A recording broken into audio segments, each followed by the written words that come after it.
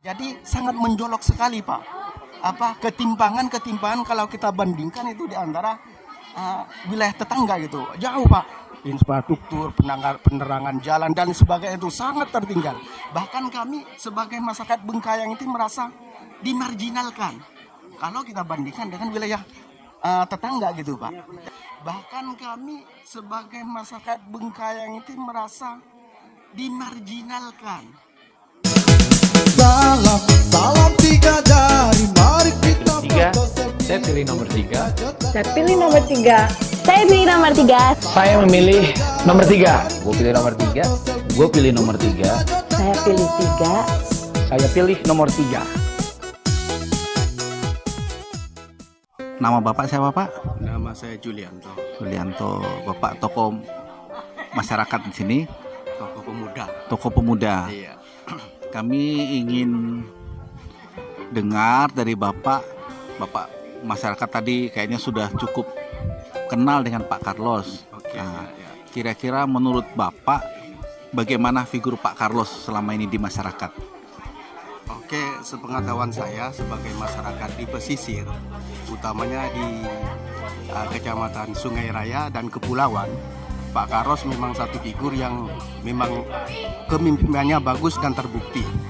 Dan banyak bukti-bukti selama dia memimpin, karena dia sebagai posisi dia sebagai kesehatan, memang dia puas itu melayani masyarakat.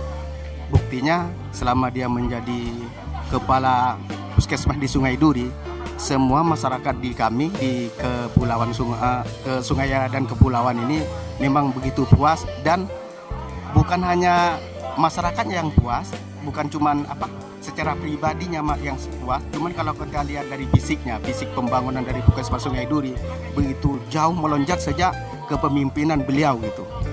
Dan juga kalau dia membuka praktek di kliniknya gitu Pak ya, dia memang sangat sopan untuk melayani pasiennya. Kalau dokter biasanya itu tidak lari dari ratusan itu, cuman kalau Pak Carlos tidak sampai ratusan itu, karena memang benar-benar dia membantu masyarakat gitu. Itu terbukti Pak di masyarakat kami. Sudah Bapak rasakan itu? Sudah, saya sendiri merasakan Pak, karena saya termasuk dari salah satu pasien dari Pak Carlos, termasuk dari keluarga saya gitu. Nah, gitu Pak. Menurut Bapak dengan pengalaman, dengan hasil karya beliau, Pak Carlos itu layak tidak jadi wakil bupati? Sangat layak itu, menurut kami sangat layak. Bahkan kami tuh banyak berharap mudah-mudahan beliau di pilkada tahun ini, beliau yang duduk, yang terpilih itu sangat harapan besar kami.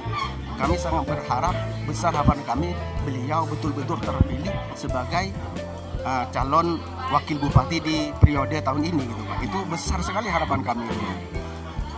Harapan Bapak apa sebagai tokoh pemuda lah ya? Iya. Harapan Bapak itu apa jika Pak Carlos terpilih sebagai wakil bupati? Itu banyak sekali Pak harapan-harapan itu. Cuman iya, dari banyaknya sekian harapan kami itu, yang kami betul-betul rasakan di masyarakat pesisir ini Pak adalah terutama itu pelayanan publik Pak. Pelayanan publik. Bapak tahu sendiri lah kan. Ya. Kalau kami itu mengurus pelayanan publik masyarakat termasuk KTP, akte dan lain sebagainya itu Pak, itu sangat payah, susah Pak. Banyak kendala-kendala. Pertama Pak, ya kendala kami itu jauh, jangkaunya jauh Pak. Jadi urusan yang 1 jam itu bisa jadi 1 hari, bahkan lebih berminggu-minggu Pak. Dan urusan asalnya kira-kira itu ongkosnya kecil, misalkan cuma 50.000 misalnya, itu bisa jadi 300.000 itu Pak. Itu kalau mengurus kependudukan kami itu Pak. Jadi harapan kami kalau memang beliau itu terpilih gitu, jadi beliau itu mempunyai terobosan-terobosan untuk mempermudah urusan keadministrasian kami itu Pak. Itu harapan besar kami. Administrasi kependudukan itu Pak ya. Dan selain itu pula di kami kan infrastrukturnya itu begitu jauh Pak. Kebetulan kami itu kan berada di muka itu Pak. Kalau kita ibaratkan tuh di muka Kabupaten Bengkayang, dan kami itu berbatasan dengan wilayah tetangga. Jadi sangat menjolok sekali Pak. Ketimpangan kalau kita bandingkan itu di antara wilayah tetangga gitu. Jauh Pak. Infrastruktur, penerangan jalan dan sebagainya itu sangat tertinggal. Bahkan kami sebagai masyarakat Bengkayang itu merasa dimarginalkan kalau kita bandingkan dengan wilayah tetangga gitu Pak. Jadi kami itu merasa kecewa, merasa tidak bangga menjadi wilayah Bengkayang melihat dari ketertinggalan kami dibandingkan dari wilayah tetangga gitu Pak. Itu terus terang Pak, kami rasakan itu Pak. Nah, terakhir Pak, pesan Bapak kepada masyarakat Timur 2 Dusun Melati ini. Oke. Apa kira-kira harapan pesan Bapak kepada masyarakat Bapak? Oke, marilah kawan-kawan yang berada khusus di wilayah kami di Dusun Melati, marilah kita sama-sama untuk mendukung pasangan Pak Kajot dengan Pak Carlos ini. Karena dukungan kita semua itu sangat menentukan untuk berhasilnya beliau. Artinya dengan dukungan kita mudah-mudahan beliau itu betul-betul terpilih sebagai bupati dan wakil bupati itu.